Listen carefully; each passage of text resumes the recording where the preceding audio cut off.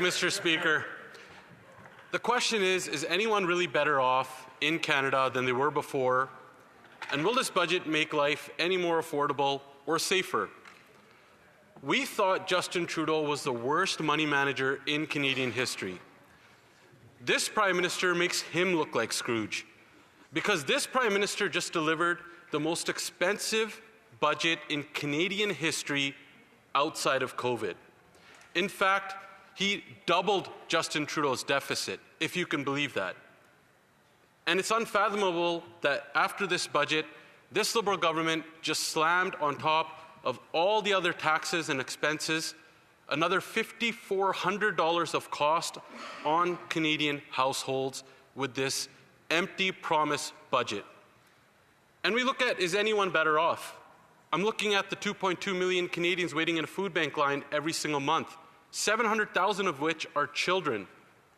I'm thinking about the seniors who have to choose between eating and heating, or the single mom that goes to the grocery store, sees that Liberal inflation on food has made everything more expensive. In fact, food inflation is twice the bank's target and is growing 50% faster in cost than it is in the US, where that single mom has to choose between what she can pick out for her kids this week and whether it's nutritious or not, because the more nutritious food is more expensive under the Liberal government, or does she have to put off and sacrifice being hungry so that her kids can be fed? And when you look at this budget, there is absolutely nothing inside this budget for the everyday Canadian. I remember when I moved here with my family, you could get by with just one income. As in elementary, remember getting a paper route just to help out at home. We didn't come here with much. We lived through very harsh poverty. We used to stand in line for low-income bus passes. But there was a hope. And with hard work back then, you could have an affordable living. You could afford groceries, you could afford housing, and most importantly, you would live in safe neighborhoods.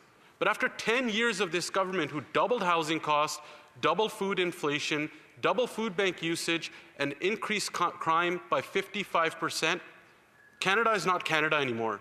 And it certainly doesn't feel like that.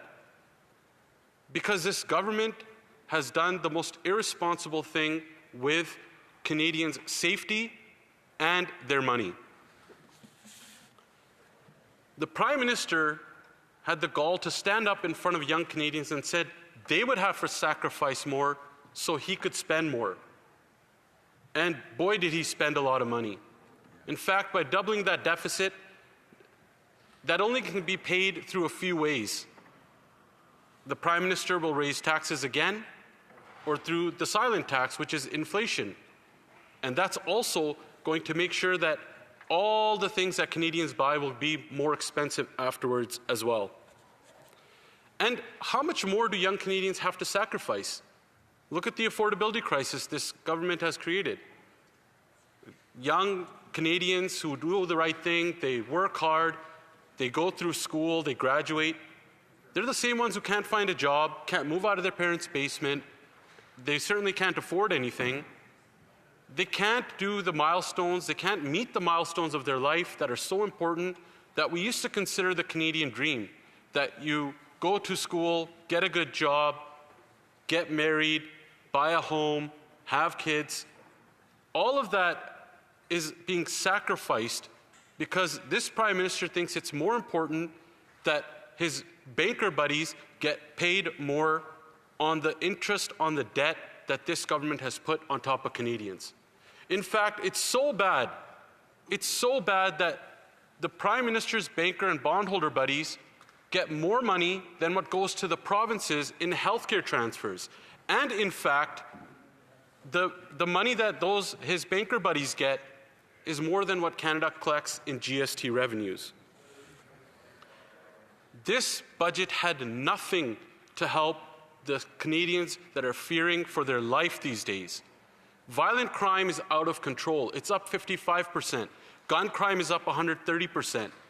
Extortions, which has really affected the South Asian community is up 330%. They couldn't even say the name extortions in this budget. And Canadians will not be able to feel any safer now. You talk to anyone, whether they're sitting in their home, in their car, walking their kids to school, every Canadian is scared. Because under this government that has soft on crime policies, the criminals have more rights than the victims. And this budget changes none of that. This Prime Minister is notorious for breaking every single promise. He said he was the guy to deal with President Trump. In fact, his elbows went missing and Canada's tariffs went up.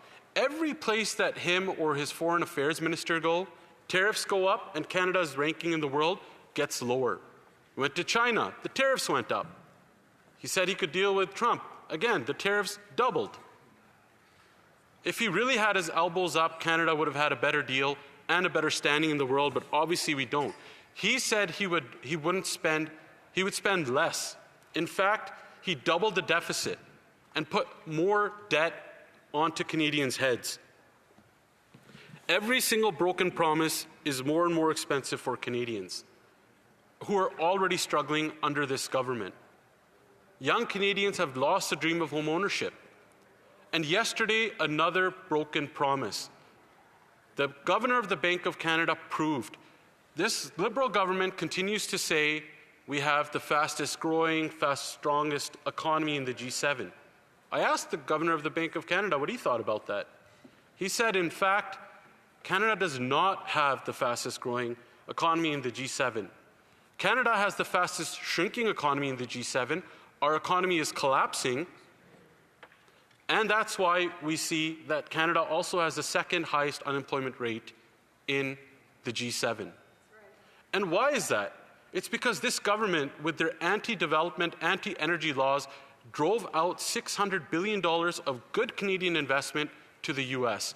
Just under this Prime Minister alone, $60 billion of good Canadian investment in jobs, in talent, in machinery has gone to the US. Because they don't want anything to get built here. The only thing they're building is more bureaucracy in this country. And that's on the taxpayer's head. They need to get rid of these anti-energy laws that won't let anything get built. They have these so-called investments, what they're calling investments in this. But what we're not seeing is more investment coming into Canada from the private sector, because it doesn't pay to invest here in Canada under this Liberal government. That's why pipelines are being built outside, and nothing is getting built here. That's why our unemployment rate is going up, and youth have no hope that they're going to be able to find a job after they graduate. What we need to do, and what the leader of the Conservative Party will do when he becomes Prime Minister, is we will unleash our economy by getting rid of all the anti-development laws in Canada under this Liberal government. We'll get rid of the industrial carbon tax, Bill C-69, Bill C-48. We'll get rid of the oil and gas cap so that our food prices come down. We'll have good Canadian jobs, and Canadians can get good paychecks once again in this country. We will strengthen the justice system so that Canadians can feel safe again by reversing the same laws that give repeat violent offenders bail. We will give them jail and not bail so that they stay where they belong, and those are behind bars, so Canadians can feel safe once again. We will give them affordable housing once again. Just remember, under the Conservative government, it was half the cost for housing, and it was a lot cheaper to get food. One paycheck used to get by. We will bring back that same Canada where your hard work will give you a good paycheck with low taxes, where you can afford homes, food, and you'll have hope. And on top of that, you'll be able to live in a safe community once again. And with that, Mr. Speaker, I'd like to move a sub-amendment that the amendment be amended by deleting all the words after the words "the government's budget statement" and substituting the following. Since instead of presenting an affordable budget so Canadians can have an affordable life, it presented a budget that fails to A, consider that every dollar the Liberal government spends comes out of the pockets of Canadians in the form of higher taxes and inflation. B, bring down the deficit to the level Liberals promised in their last fiscal update, which promised $42 billion last year. C. Scrap hidden taxes on food, including the industrial carbon tax on farmers, the food packaging tax that adds billions in costs, and the fuel standard tax that adds 17 cents per litre to diesel and gasoline for farmers. D. End the inflation tax by bringing down the cost of government instead of printing money to pay Liberal bills. And E. Include a plan for any oil and gas pipelines that would strengthen our nation's economy and get our resources to market. Thank you, Mr. Speaker.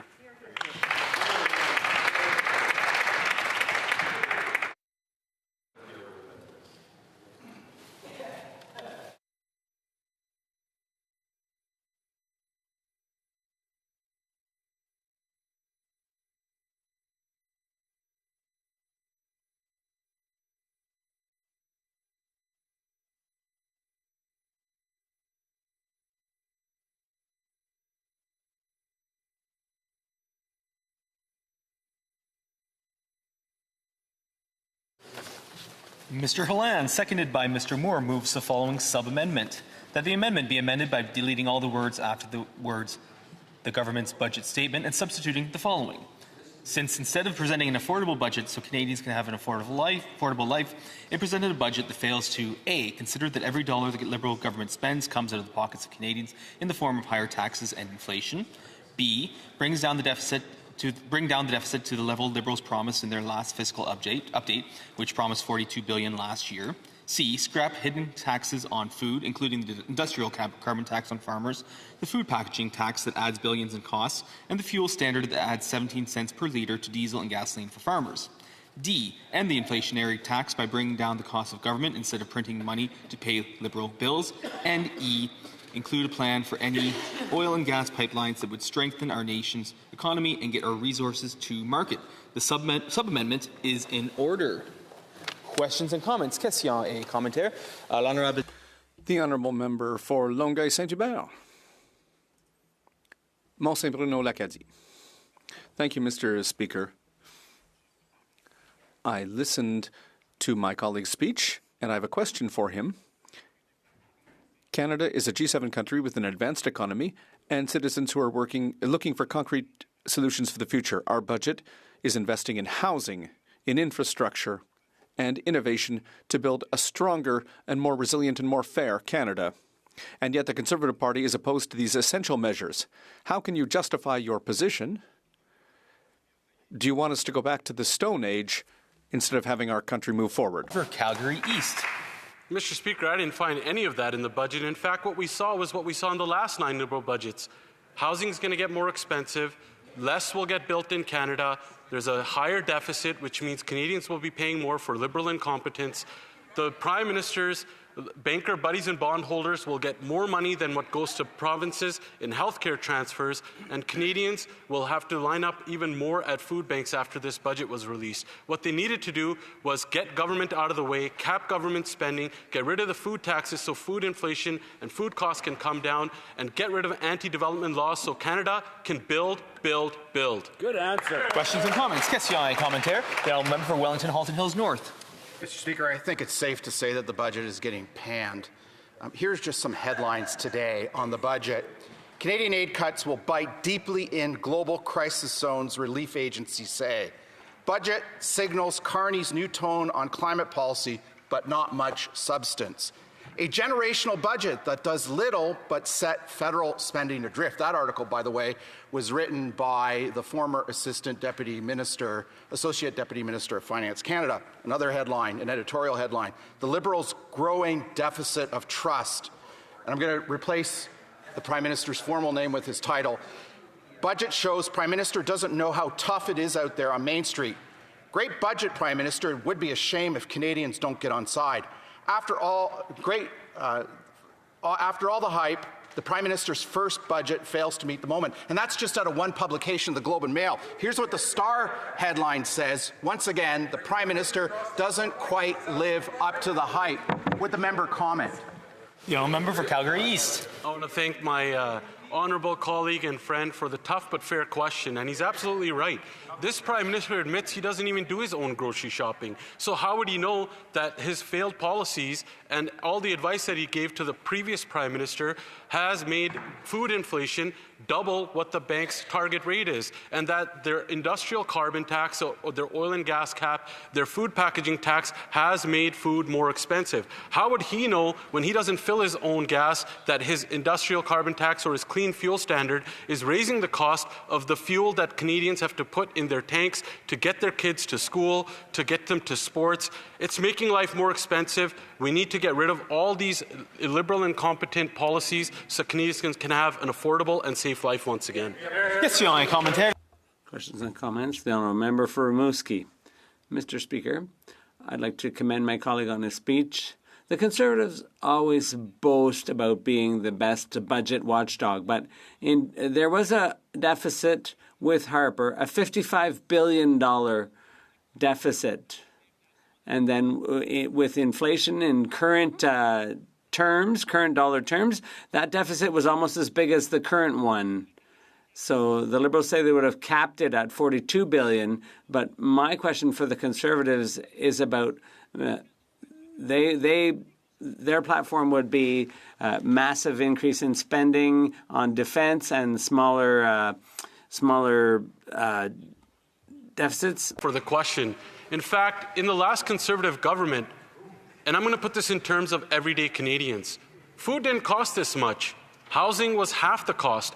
We didn't have an inflationary crisis. And it was Prime Minister Stephen Harper who got, and that last Conservative government, that got us through a global financial crisis and made sure that inflation didn't go up. It's this incompetent Liberal government that ended up spending more than any other government before them, gave Canadians an inflationary crisis that led to the most rapid interest rate hikes in Canadian history. And what do we see today?